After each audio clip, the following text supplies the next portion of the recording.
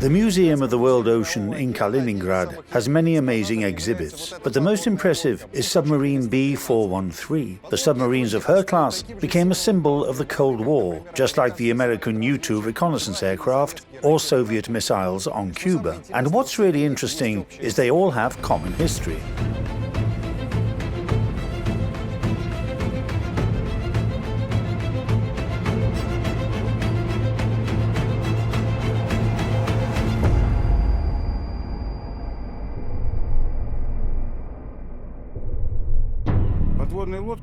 The Navy needed the submarines of this project to head out to the ocean and oppose our potential adversaries at that time, including many countries that are our partners today. And the submarines accomplished their mission. In the mid-1950s, the backbone of the Soviet submarine fleet consisted of S-class boats. They were medium-sized submarines, mostly intended for operations in the border-straddling seas.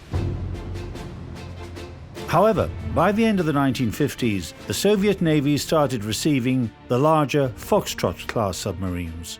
Thanks to modern engineering solutions and the materials used, these submarines had greater endurance, operational range, and submergence depth, as well as improved armament and living conditions for the crew. These ships were created to conduct strategic missions, such as disrupting oceanic communications from the potential adversary, which is why the submarines of this class were built in large quantities. The project turned out to be highly effective, and sailors greatly appreciated it from the very start. They were top secret, and no one was allowed inside. Security was rigorous. They only let us, navigators, to go down and see the chart room. Of course, we were impressed beyond words. In the S-class, we sat and drew our maps on a little table adjacent to the staircase under a hatch where we were being drenched all the time. And our maps also got drenched. An electric box was right behind you and it could short-circuit on you. In the new sub, we had a separated cabin with a sofa, an autoplotter, and navigation equipment for the radio compass. Of course, all of this made a huge impression on us.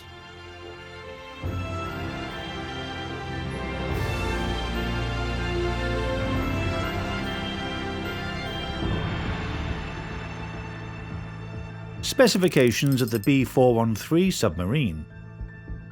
Length 91.3 meters. Beam 7.5 meters. Mean draft a little more than 5 meters. Displacement submerged 2,475 tons. She is a twin-hull submarine. The pressure hull thickness varies from 22 to 35 millimeters. Armament: 6 bow and 4 aft 533mm torpedo launchers. Ammunition: 22 torpedoes. Main propulsion plant: 3 twin-stroke diesel engines of 2,000 horsepower each. 2 underwater propulsion electric engines of 1,350 horsepower each. For the side shafts, 1 underwater propulsion electric engine of 2,700 horsepower for the central shaft. 1 underwater propulsion cruise electric engine of 140 horsepower for the central shaft. 4 groups of accumulator batteries, 112 elements each. Surface speed 17 knots, submerged speed 16 knots. Operational depth 250 meters, maximum depth 280 meters. Cruising range 30,000 miles at 8 knots, surfaced, 400 miles at 2 knots, submerged. Endurance 90 days. Crew 72 people. Of course, the ship was much better suited to long cruises. Everyone had their individual place to rest.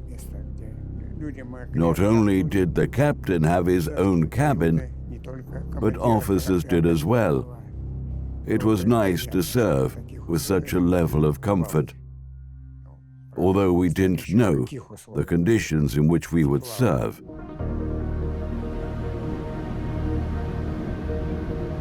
Foxtrot-class submarines mostly served in the Northern Fleet. Boats sailed out on combat patrols from their bases near Murmansk. They operated in the Northern Atlantic and other more remote areas. These submarines served in almost all the seas and oceans. However, they were specifically built for the middle latitudes.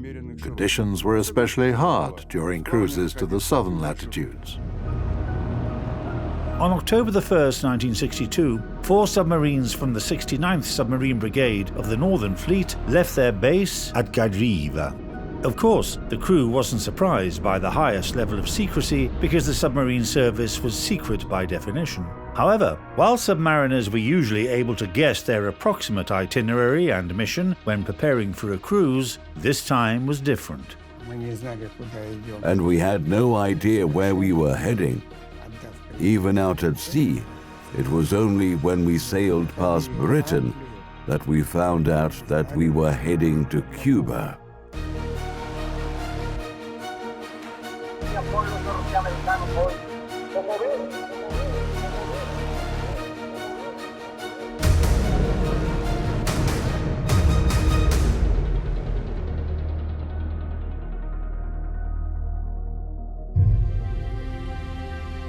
In the southern latitudes, the temperature rose to 50 to 60 degrees Celsius, especially in the 5th and 6th compartments, the electric and diesel engines. It was so bad that some of the crew fainted due to heat stroke. The first compartment where torpedoes were stored was the coldest, 37 degrees Celsius.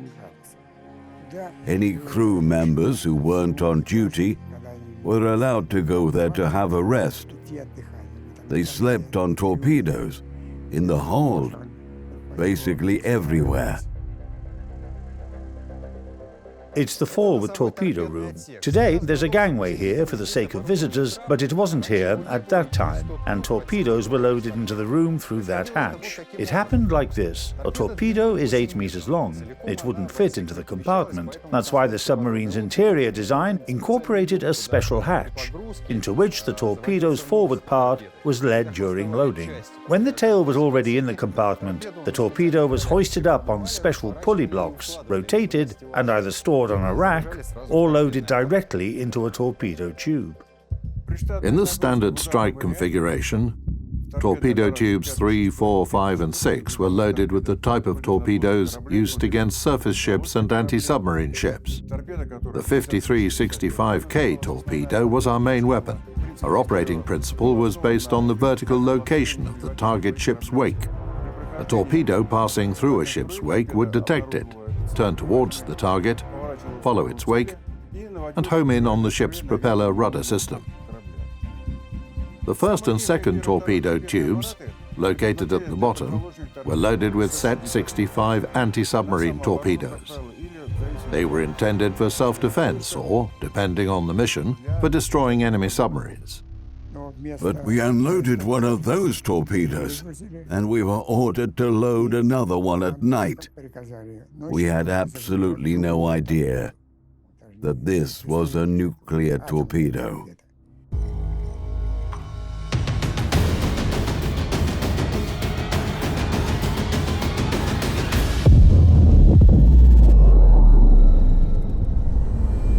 In October 1962, 4 submarines of the Northern Fleet, armed with nuclear torpedoes in their launchers, sailed off to Cuba, maintaining complete radio silence. Another circumstance indicating that this was a combat mission was the order to get to Cuba quickly and secretly, and this was virtually impossible, because in order to arrive at the designated area in time, they needed to sail at a constant speed of 12 to 15 knots.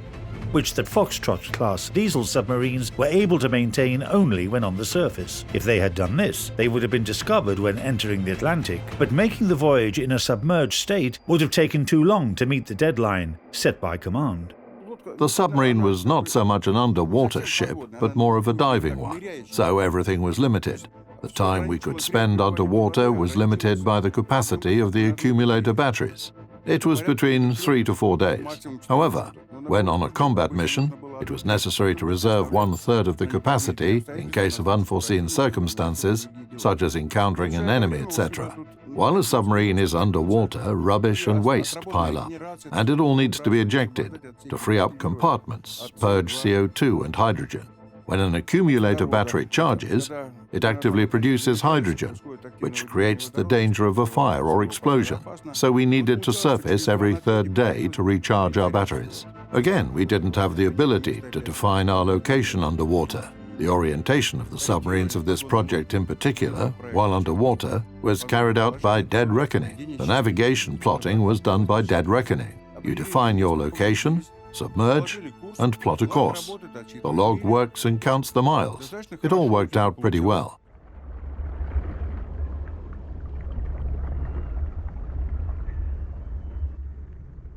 If a submarine is surfaced and in what's called the deck awash position, when she's submerged to her top deck, and only the light railing of the conning tower is visible above the water, by the way, here it is, made of thin metal. The submarine can be controlled from here. It's noteworthy that, unlike other ship types where the main control device is the usual and well-known wheel, a submarine is steered by this hand grip, which can be tilted left and right. And when the order to crash dive is given, all crew members posted here jump down this hatch very quickly and seal it.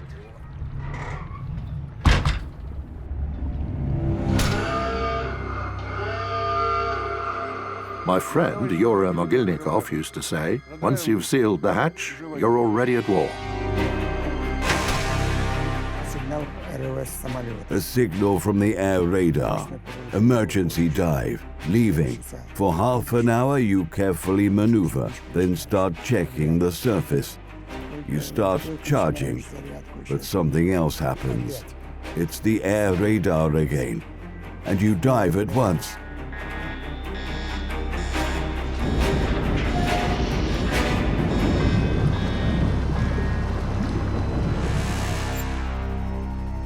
Having crossed all the anti-submarine screens undiscovered, on October the 14th, the submarines of the Northern Fleet arrived at their designated positions in the Sargasso Sea, east of the Bahamas. The grandiose Operation Anadir, which was aimed at deploying strategic nuclear missiles and associated personnel in Cuba, had reached its decisive stage. The events that started in mid-October 1962 in the Caribbean entered history as the Cuban Missile Crisis. From October 14, when an American reconnaissance plane had discovered Soviet ballistic missiles on Cuba, the ideological confrontation of two superpowers grew more and more intense each day, threatening to escalate into open military conflict. The United States mobilized its armed forces and prepared a landing operation on Cuba. Soviet submarines were on hand to prevent this from happening and hold the US fleet at bay. Almost the entire US Atlantic Fleet was dispatched to search for the Soviet submarines. Washington didn't know their exact type and how many of them had arrived at Cuba. The Soviet submariners hunkered down in the deep without the slightest idea that they were in the middle of such an explosive situation. Daily radio contact with Moscow didn't provide any answers to the questions that were perplexing the sailors. The air was filled with messages that only increased the anxiety and tension. The general staff that gave us orders didn't provide us any information, even when aircraft carriers were on approach and more than 20 destroyers were searching for us, with each carrier having its escort destroyers. Aviation was in the air almost all the time, and we still didn't get any data on the situation. If you've been detected and the enemy is following you, there are such devices to deploy, such as the GIP-1 and MG-34.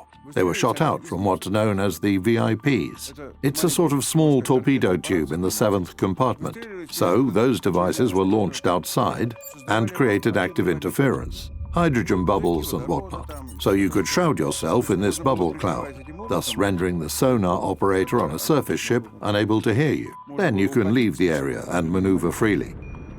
On October 27, a U-2 spy plane was shot down over Cuba. Its pilot died. At the same time, intelligence from the US anti-submarine forces indicated the presence of no less than 29 submarines in the Sargasso Sea. 6 of them were confirmed. The US Navy was ordered to find the Soviet submarines and force them to surface at all costs. we found ourselves pinned down.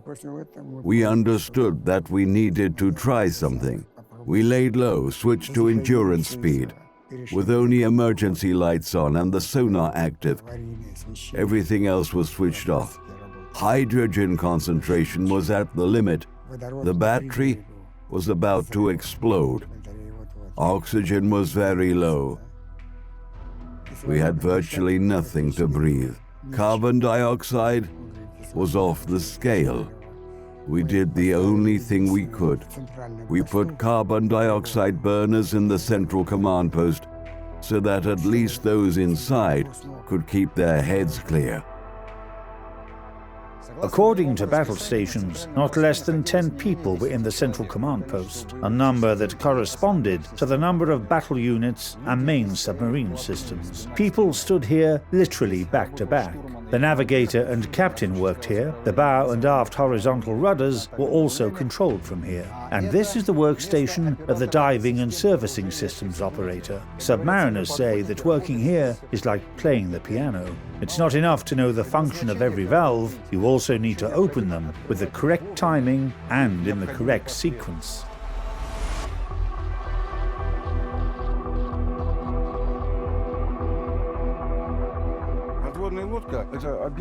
A submarine is a high-risk object. Two elements, water and fire, and the lives of 80 people between them. What's scarier, fire or water? I haven't decided yet. They're both scary. Moreover, there's no escape in such a confined space, so everyone is on edge. When a submarine is on combat alert, all compartments are sealed tight. So in case of an emergency, people locked in a compartment have no one to count on but themselves. Each room had the necessary set of tools to fight fire or flooding. Control systems for movement and air and energy supply systems were duplicated.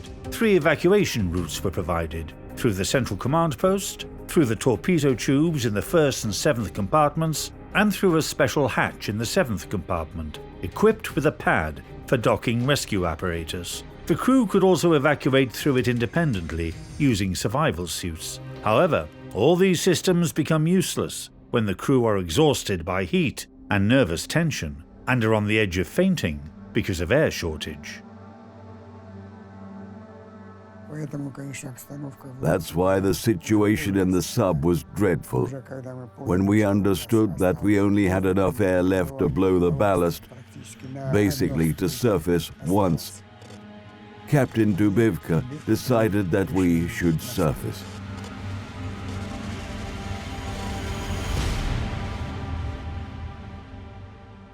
We had no idea what was waiting for us there.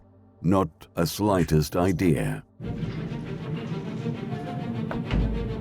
In the early morning of October 31, 1962, after 34 hours of playing cat and mouse, B-36 surfaced near destroyer USS Charles P. Cecil. The ship trained her guns at the Soviet submarine's conning tower, but never fired. It meant that the war hadn't started, but the game between the Soviet submarines and US Navy didn't end there.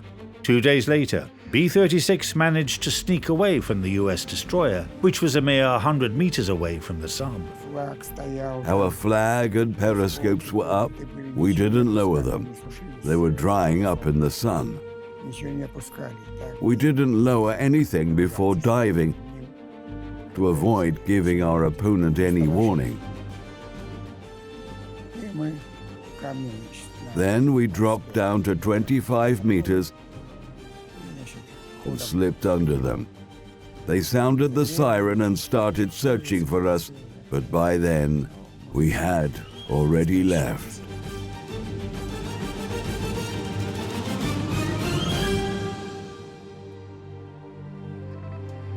The crew of the Soviet submarine didn't know that the missile crisis had been successfully resolved just 2 days prior. During the Cuban Crisis, the US Navy discovered and forced 3 Soviet submarines to surface, but they didn't know then, and even for the 30 years that followed, how many more of them had been deployed near Cuba. As it turned out, It was maybe the most reliable and convenient project required by the Soviet Navy at that time. I completed 3 tours of duty on a submarine of this project. I waited my meeting with the submarine like I probably waited for my first love. I remember it like it was yesterday. They wanted to send me to Kronstadt, to a repair base, but I resisted for as long as I could. And because I got there the first, I got lucky. My friend was assigned to a base at Kronstadt for 2 years, and so I was brought to my submarine, and the first mate presented me. They were cleaning the boat up that day and playing some music. That's how I became a submariner. Foxtrot-class submarines were built between 1958 and 1979. In total, 75 ships were constructed. 17 of them were delivered to India, Libya and Cuba. The B-413 submarine was launched in October 1968. During her first long cruise in the summer of 1969, the boat was part of a ship squadron that arrived at Cuba on an official visit. It's noteworthy that during that voyage, the submarine was able to find her way into the Gulf of Mexico, a US Navy training area, which provoked a stormy reaction in the American media. It's possible that this act was to remind the US Navy about recent events. From September 12, 1973 through October 8, 1974, B-413 undertook the longest voyage of her career, 392 days at sea with the same crew. That cruise occurred in the Mediterranean during the Arab-Israeli conflict, known as the October War, and the submarine was in the area of hostilities. At the end of June 1990, B-413 passed through the White Sea, Baltic Canal, and joined the Baltic Fleet. In 1999, after 31 years of service, submarine B-413 was decommissioned from the Navy and transferred to the museum. It's noteworthy that the submarine sailed from Kronstadt, her final base, to Kaliningrad, where we are now, under her own steam while surfaced. And now, the ship whose purpose was to remain hidden is now on display for everyone to see.